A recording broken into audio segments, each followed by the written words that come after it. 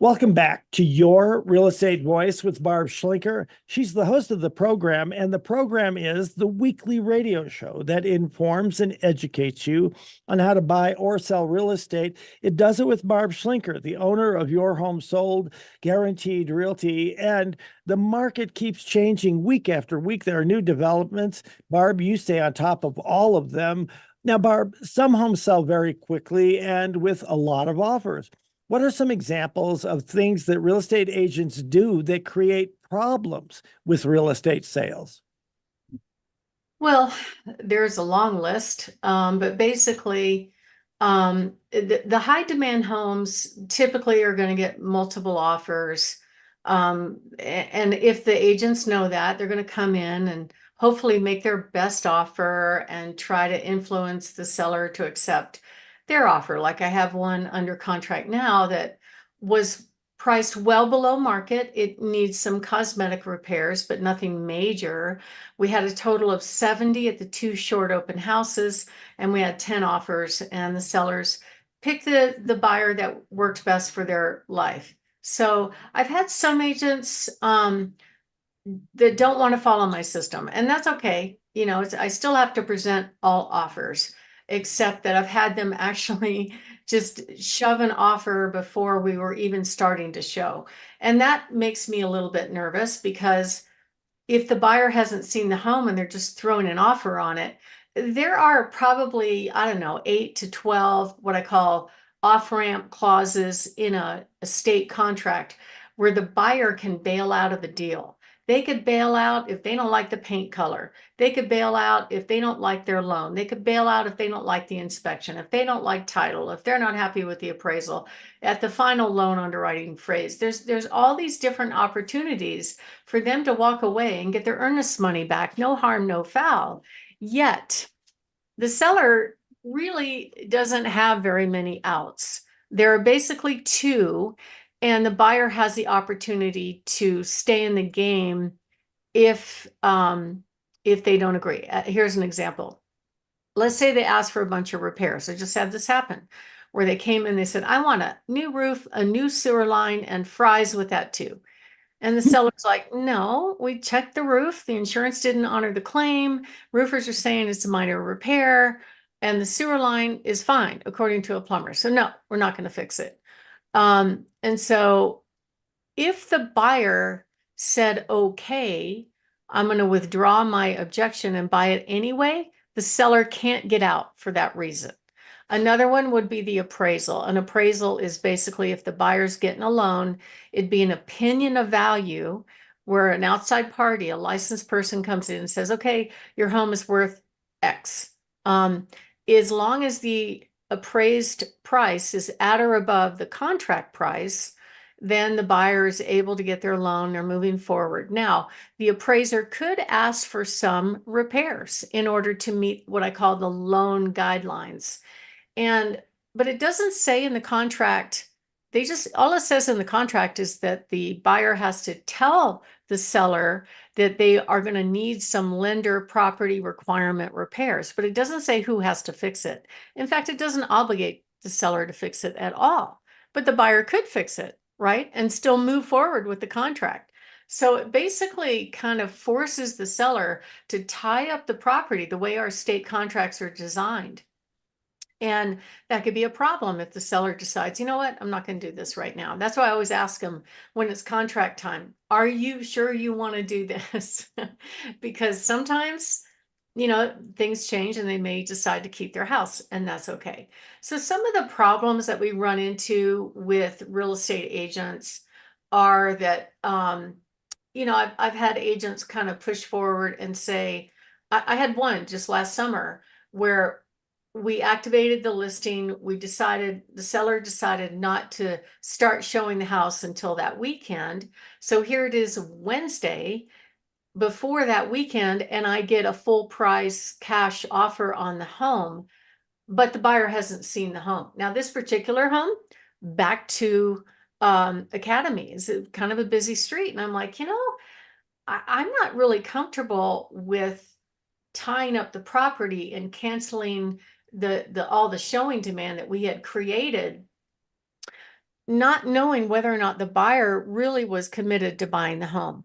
So I coordinated with the seller, made arrangements for the buyer to come and look at it before we canceled any other plans. And they did look at it and they did end up buying it. So that worked out well. But it would have been really bad if it went the other way, where they took the offer and then the buyer came and looked at the house and said, it wasn't what I thought. Never mind. And by then, we've created all this demand destruction on their home.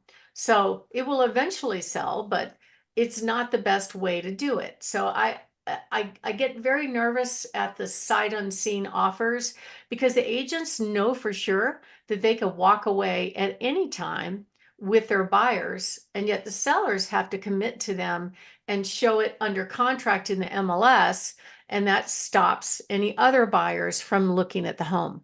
So it's frustrating for me. I had one a few years ago where they made an offer. I met with the seller. We spent all this time creating a counter proposal that really didn't counter price, just a few little details. And we sent it to the buyer's agent. She goes, "Oh, never mind. They bought another house." I'm like, "What?"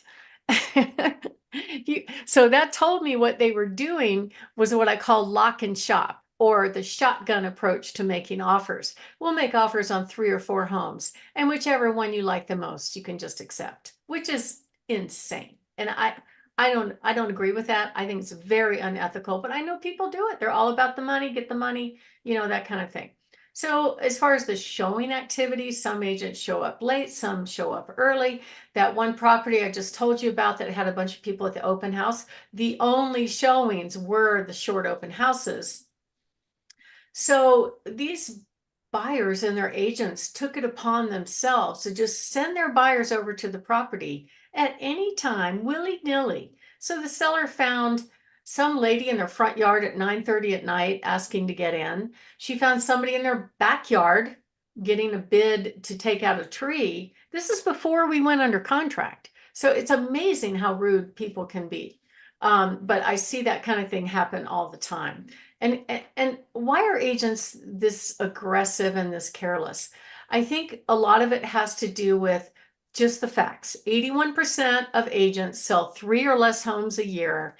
And if they caught a fish and they're getting ready to get that buyer under contract, they're all about the money.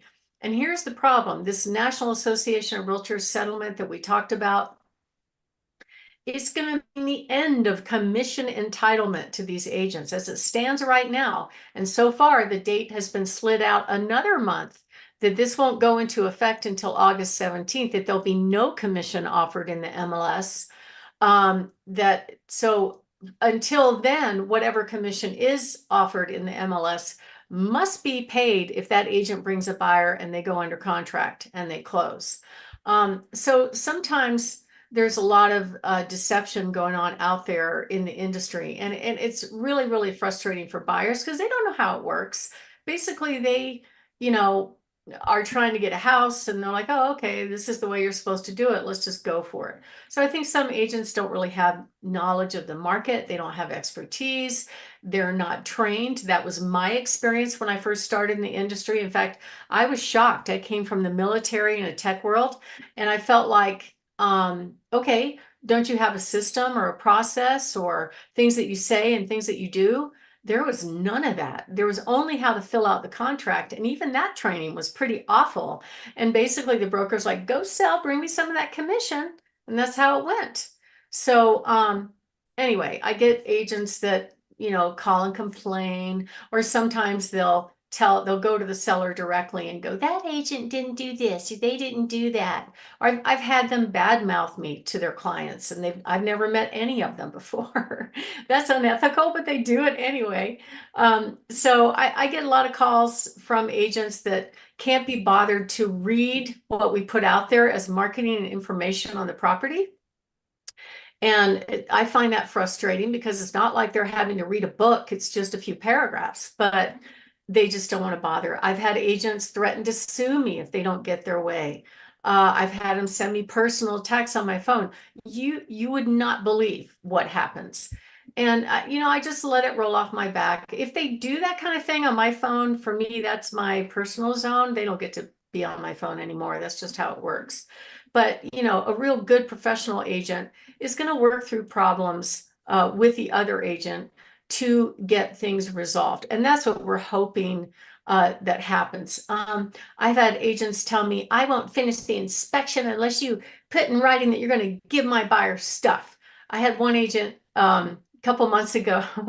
We went to the inspection to represent the seller, and we were there, and the agent had a hissy fit because that wasn't how she normally worked. And so she actually threatened to tell her buyer to terminate the contract just because they were there. Now, fortunately, her buyer thought she was nuts and rolled his eyes at her and went back in and did the inspection and ended up buying the house. But there's craziness. At the end of the day, most sellers, they want the best price. They want to move when they want. They want the least amount of hassle.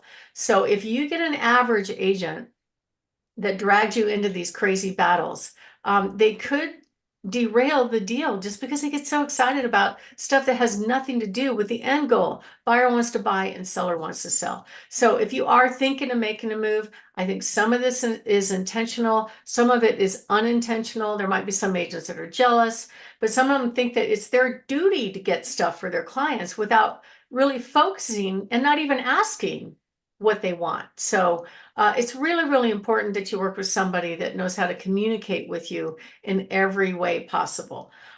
So if you are thinking of making a move, give us a call at 719-301-3900 or go to barbhasthebuyers.com. Part of what we do is we have systems and process. We get our clients ready to sell their home. We show up with at least 700 buyers that are a high match for their home and cash offers. So call us 719-301-3900 or go to barbhasthebuyers.com. You're listening to Your Real Estate Voice with Barb Schlinker of Your Home Sold Guaranteed Realty. And if you're thinking of making a move, call Barb at 719-301-3900 or visit barbhasthebuyers.com. Barb, you're the host of the program and you've got some hot new listings coming up. Before we go, tell us about them. Fabulous townhome down there by Peterson Air Force Base in Claremont Ranch at 354,999. A gorgeous townhome in Briargate on Smoke Tree at 3099. A beautiful property that just lowered the price on 9910 Soapweed, 399.5 on 35 acres with views and an awesome garage. A beautiful lot on Nicole Heights up in Woodland Park, gated community, 35 acres for $449,999. We have two great properties out in Peyton, one on Gull Lane, priced at $719. This home is perfect for the multi-generational families, main level living, plus a couple other bedrooms, plus bedrooms upstairs, plus an unfinished basement, plus solar. Great house. Also a great rancher little hobby farm on a Cowie Way, $674,999. And then a spectacular, almost new, gorgeous modern home up in Crystal Park on Eagle Mountain, priced at $985 with an attached 2-car plus a detached RV garage up there with the wildlife. And featuring this weekend, open right now from 11 to 12, 2710 Kittredge Avenue, spectacular 2-story that backs to private land. It has beautiful views, main level living, an updated kitchen, gorgeous home in prestigious Peregrine. And coming very soon, a stunning home on Radcliffe Drive in Briargate. That one's priced in the mid to upper 5s, and a gorgeous home down in Fountain in the mid 4s on Crandall. To find out all about our properties, you can go to barbhasthebuyers.com and see our properties there. You want your property on that website because every month we're getting over 700,000 impressions and over 9,300 clicks. So give us a call, 719-301-3900, or go to barbhasthebuyers.com. Richard? You've been listening to Your Real Estate Voice. It airs every Saturday, 11 o'clock, right after Larry Kudlow. And if you're thinking of making a move, call Barb, the host of the program, at 719-301-3900 or visit barbhasthebuyers.com. Remember, you can see replays of the show on Barb's YouTube channel, Barb Has the Buyers, or listen to the podcast on all of the podcast platforms, Apple Podcast, iHeartRadio, many, many others. Thank you for listening this week. To reach out to Barb, again, call 719-301-3900. Thanks for listening. Great talking with you, Barb. Have a great week. Thank you. Enjoy your weekend as well.